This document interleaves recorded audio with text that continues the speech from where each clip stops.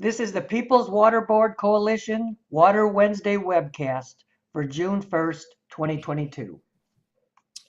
Welcome, beloved community. We are back again with yet another installment of the People's Water Board Coalition's Water Wednesdays webcast. And today, I have the pleasure of having a very, very special guest with me, someone near and dear to my heart, a fellow Michigan welfare rights member, organizer extraordinaire, attorney at large, Briana Parker. Thank you so much for being here, Briana. I really appreciate you taking the time out of your uber busy schedule to join us today. Thank you for having me. It's an honor to be on the People's Water Board's Water Wednesday broadcast, and especially being here with you. So thank you so much. Thank you. And we normally just jump right into it. Get it. So let me ask you this. I know you do a lot of work around lead service lines. What do you think is one of the main issues that are holding up people in the cities that you work in from getting lead service line replacement? Okay. If I could like take a step back and then I'll answer the question just to like give a full introduction to like the work that I do. So I do work around energy affordability and water affordability and water access. And when you talk about lead service lines, I think the thing that you're talking about is safe, clean water, right? Nobody wants water that's gonna kill them. And so I'll say a couple of things about that. So one, I'm a part of an organization, like my day job is working on water policy, and also like just volunteering for the People's Water Board Coalition, which has like broadened my like understanding of water and like why it's an issue. But when like this whole notion of like clean water is something that's very dear to my heart. You know, in 2019, my father passed away, and through, you know, just trying to figure out resources for him, he was a veteran. I learned that he got water contamination when he was stationed at Camp Lejeune. He was in the Vietnam War. Camp Lejeune is in Virginia, and the water was contaminated, and they knew that the water was contaminated, but they had these Marines and other like servicemen stay there, and their families get exposure to water contaminants that later in life cause them certain types of cancers. So going through that really like helped me understand like the importance of having access to clean water. So I just want to start there and say like why, because it hit home, not that it had to hit my home for me to care, but when it hits your home, it becomes different, you know? It becomes something that you're like, yo, it did not have to happen. It didn't. And so your question around lead service line replacement, what's the number one issue around lead service line replacement? Well, nobody knows how to do it because we don't look at models.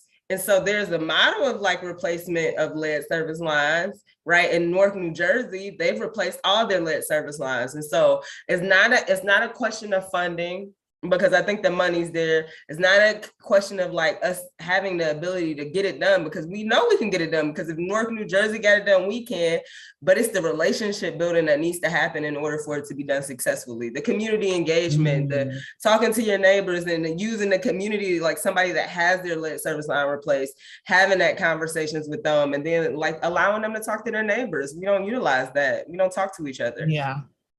And that's ironic that you brought that up, because I know around the issues of affordability in Michigan, our local government keeps saying, well, let's see what Philadelphia is doing. Let's see what Baltimore is doing. Not even looking at the fact that the same plans these cities instituted is the affordability plan that was initially written for Detroit. We were supposed to be a model. That's the history. That's the understanding of history, and that's the respecting of history, and that's working with your community, you know, your community like working with you. And so I think that at this time that we live in the present moment, the government has like their own agenda, the people have their own agenda, and that like coming together is not happening in an effective way because nobody wants to listen to each other, you know? I think you're less than, you can't tell me what to do, and I'm doing a great job. And it's like, no, you're not. It's not that it's not that you're not capable of doing a great job, but it's the humbleness of listening and building community. What do you think we can do to bridge that gap between community and government? I think coalitions like the People Water Board are important, you know, because I don't think it's gonna happen. I think that the mistrust is so deep that it takes like others in the community of going to like gather. It's kind of like Pharaoh and the people, like, let my people go, let my people go. And you have to, so it wasn't just one person going, it was a community. Everything happens based on community. So I think the only way to happen is like having communities band together and coming up with their own solutions and going to the government and saying like, come on, hey, this gotta work, because what else do we have? You know, like time is of the essence at this present moment. Yeah, definitely. So can you tell us a little bit about how your water work and your energy work interconnects? Oh my God, thank you for asking that. I just learned that like recently. Like I live in Austin, Texas. Shout out to Austin, Texas, although I have this Michigan hat on because always forever.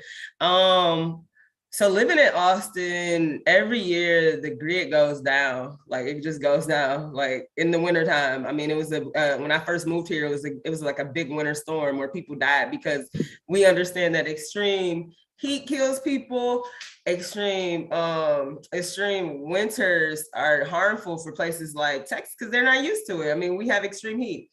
So every year that I've lived here, which is going on 2 years in August, the grid has gone down, and here recently the grid went down.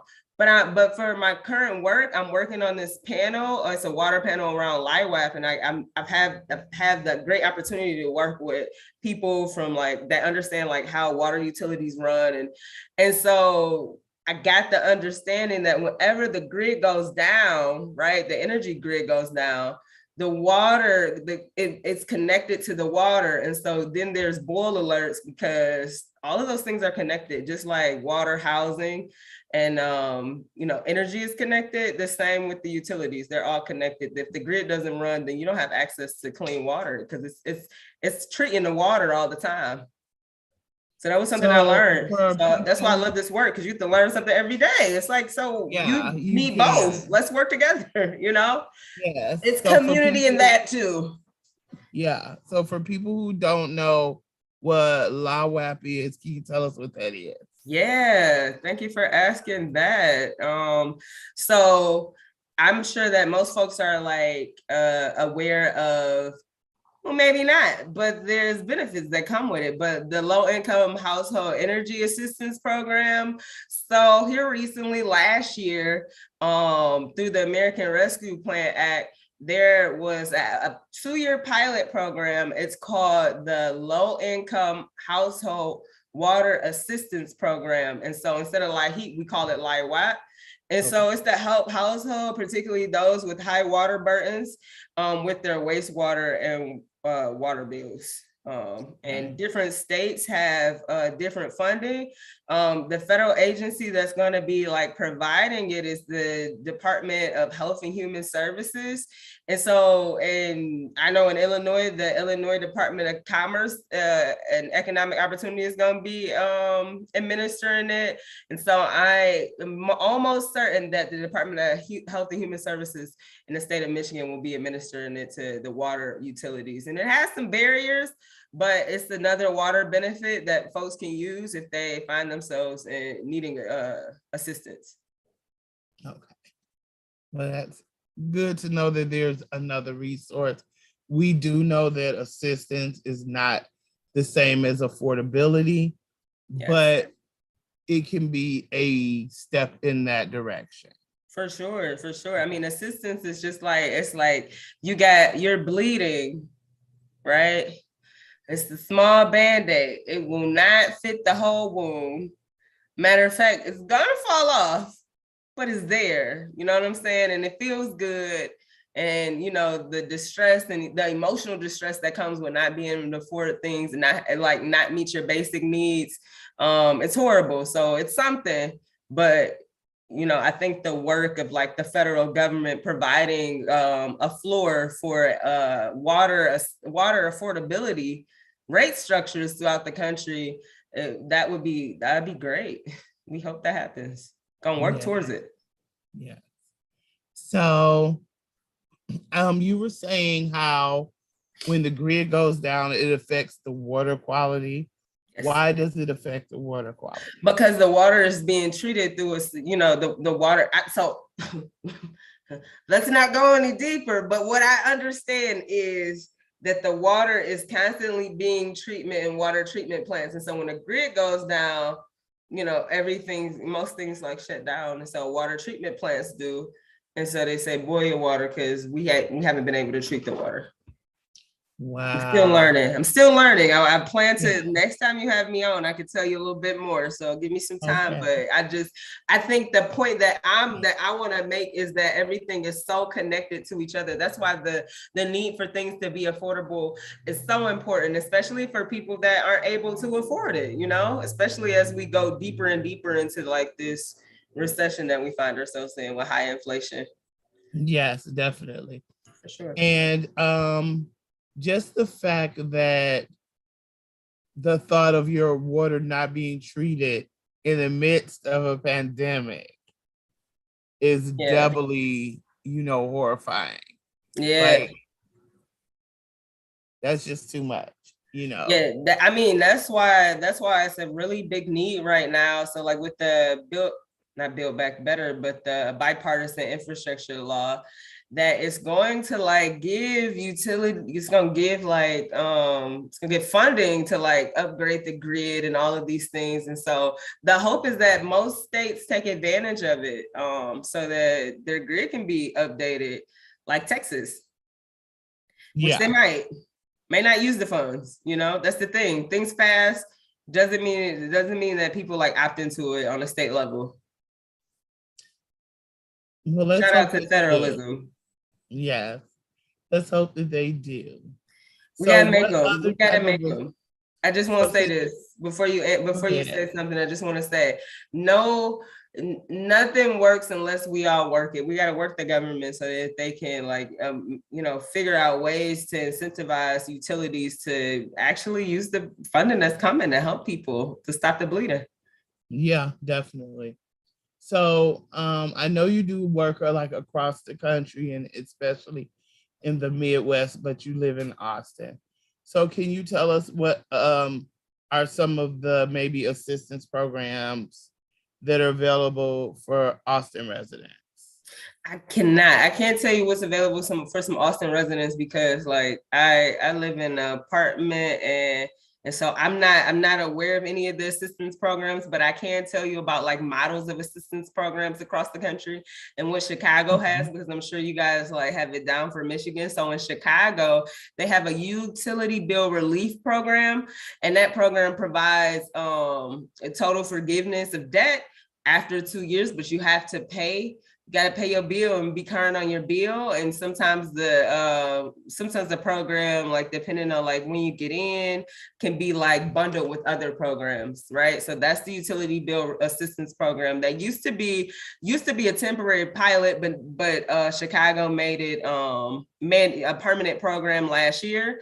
In San Antonio, they have different bundles of assistance programs. It's kind of like one of those programs that we look at and we say, yo, that's a great program because it forgives debt. I think the thing with assistance programs is debt forgiveness. We've seen people get liens on their homes. I know Highland Park has been a model for what could happen if your water bill gets too high and how it taxes on the property taxes.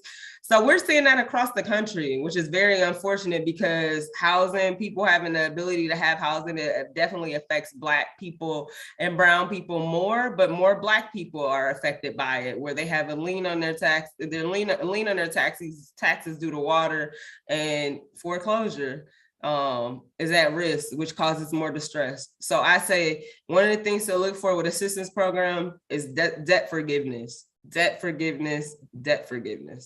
because because nobody wants high arrearages, having bills. Because I talked about the low income water assistance program, and although it's great, it's the assistance program, it's only going to pay $250 towards arrearages, which if your arrearages, which we've seen up in the $30,000 to $100,000 worth of arrearages across the country, specifically in Chicago, Philadelphia, what can you do with $250? It's like, that's not helpful. Right. Which would mean that in cities, particularly like Detroit, where they have moratorium until the end of the year, that could be disastrous on a monumental level when this moratorium is lifted, because all of these arrearages that have been going on since the onset of the pandemic are just going to be completely pushed onto the residents immediately. And so that's why the importance of us seeing things not in silos, like water can't be seen in a silo, energy can't be seen in a silo, and the whole tax foreclosure issue can't be seen in a silo.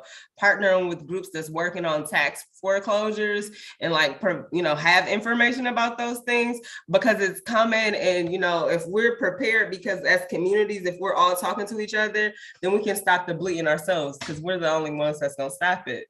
And telling the government, hey, make sure that this, I completely agree. And I think that that's the importance of government officials listening to residents and community, particularly directly impacted residents, because they're your boots on the ground, know what's going on in their neighborhoods on a daily basis.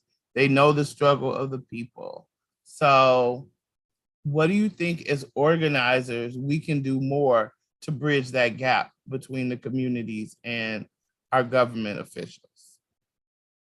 Yeah, so I had a conversation about this last night with a group in Illinois, and the conversation was around how can we build our capacity up as BIPOC organizers, as BIPOC folks that work in the energy and water space. At best, we are nothing without more people that's like in our community that's working towards the same goal. And so, but that has to be met with like you talking to a housing group and telling them why it's important that you think about water and tax foreclosure, why, I think making it relevant. How can we bridge our gaps without talking to each other, because we don't talk to each other enough, is by making it relevant. So going directly to the thing that connects us, that kind of like that intersectionality of issues. So I think that it could happen. I think things can change if we're able to bring on more capacity and bring people over. So you work on energy, okay, that's cool. But energy and water has a tie, because I knew when they told me to boil my water, that's how I knew that energy was important. I said, hey, I can live without energy for days, but I can't live without water. Or if, my house is I'm at risk of tax foreclosure, talking to the people that's working on water and saying, how can we help each other? I think that's how we can do better and bridge the gap, especially at this time, because we're seeing a record level investment in water and energy and infrastructure. The time is now. Absolutely. I completely agree. And I know that we're both involved with a low income energy work group that, we talk to a number of people, and I always try to bring in the voice of directly impacted people as well as the issues surrounding water, because I do see that intersectionality, but a lot of people don't see that intersectionality. And I think we have to work harder to bridge that gap. And I was wondering if what other organizations do you think it would be good to connect with to help make that happen? And when you say like connect with, you're talking about like the energy, like doing the energy work, like how can we call groups into that work? What organizations would be good? I think all of them, the Poor People's Campaign, the NAACP, the Urban League, those groups that we know are structured in ways that have historic, like, you know, just time in our communities. I think those are important groups. I also think like mutual aid groups that are thinking about like, how can we as communities just build so that people don't, you know, that don't have basic needs can have it. I think everybody should be called in. I don't think there's one specific group. I especially think groups like the group that we're a part of, Michigan Welfare Rights, is an important piece, bridging the gap, you know, for people that, you know, find themselves, you know, in areas where they aren't able to fulfill their basic needs because of these structures.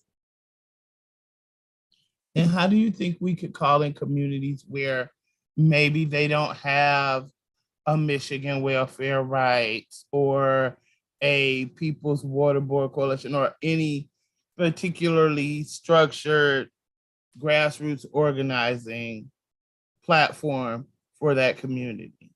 I think all things take time. And I think the more that we are able to say like, yo, this is how we do it, this is how we started our chapter, that's gonna be important moving forward in the future so that we can continue to communicate, right? So like, it doesn't have to look the same. Like, this is how we started, this is our container.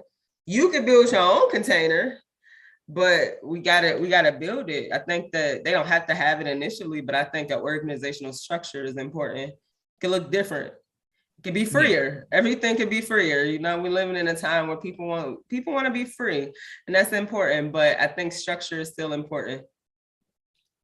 And with the weather rising, which I know is hot as it is here, it's probably particularly hot in Austin and throughout the Midwest. It's been averaging, you know, 80s, 90s on a daily basis. How important is it, or how concerned are you about what's going to happen with water in the energy grid, particularly since you said when the energy grid goes down, like a lot of places are unable to treat their water? Because I'm sure that's not just occurring in Austin. Yes. So I am, I want to say it's going to be like 110 this week, maybe 105, but who knows the difference between 105 and 110? Could you tell? Like, think about that. Would you go outside and be like, it feels like 110, but it might be 105. So it's going to be hot. But from like the organization that I work for is, it's called Elevate, formerly known as Elevate Energy. I am not here to speak on behalf of Elevate, but I can say that efficiency is important. Turning your lights off, like doing those things that we know how to do to save, but not only just save money, but to save energy, because we know those things are gonna happen. The grid can only hold so much, and even with the upgrades to the grid, we should still be efficient. So I think energy efficiency, water efficiency, having those like low flush toilets, and the more that we can do this to save, like, you know, energy and save money is important as climate change continues to rise. Yeah, so conservation will be a big part of that. Important. Yeah. It's important. Definitely. It's important. Definitely. Especially since, you know, I think people don't realize that this is not an unlimited resource. If people really believe it, like water and energy are just unlimited. And a lot of people don't know the work that goes into processing energy and making energy for it. And they don't understand the fact that with all of these contaminants and processes, that water is no longer an unlimited resource as well, which is why we're having so many issues surrounding water and water affordability.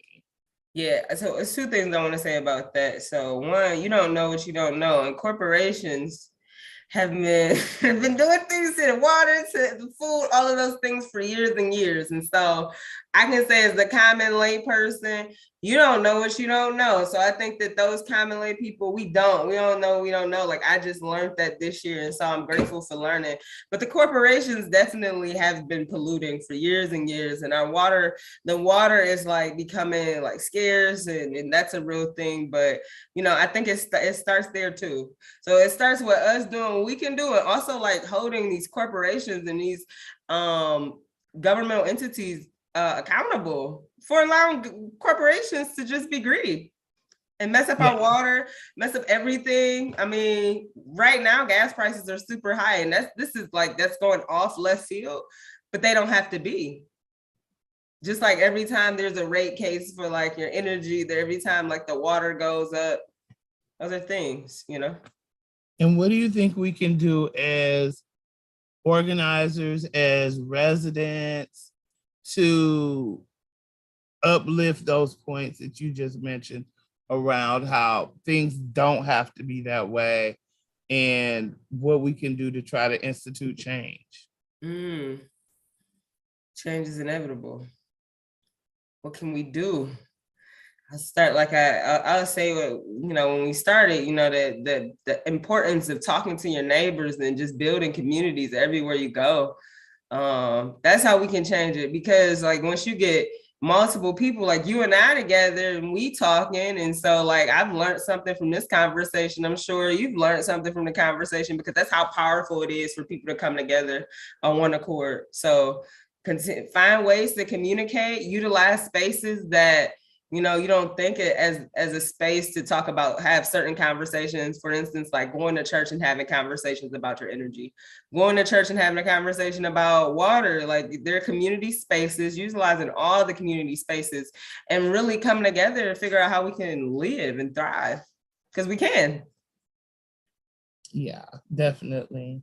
I think, that's a very important point, is that, and I think honestly that's the biggest point, is that we have to learn how to communicate with other people. It's particularly in spaces that we don't think that will be relevant, because those are the spaces that we need to communicate in, because a lot of people, would not mention it in certain spaces. Like I, of course, do this work, so I talk about it everywhere. Like I go to the doctor's office and I'm talking to people about water and the importance of it, and what these corporations are doing.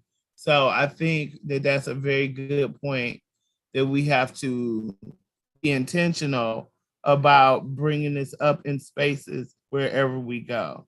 Because I was just telling someone yesterday that I'm in spaces constantly where I meet people who have no idea what's going on.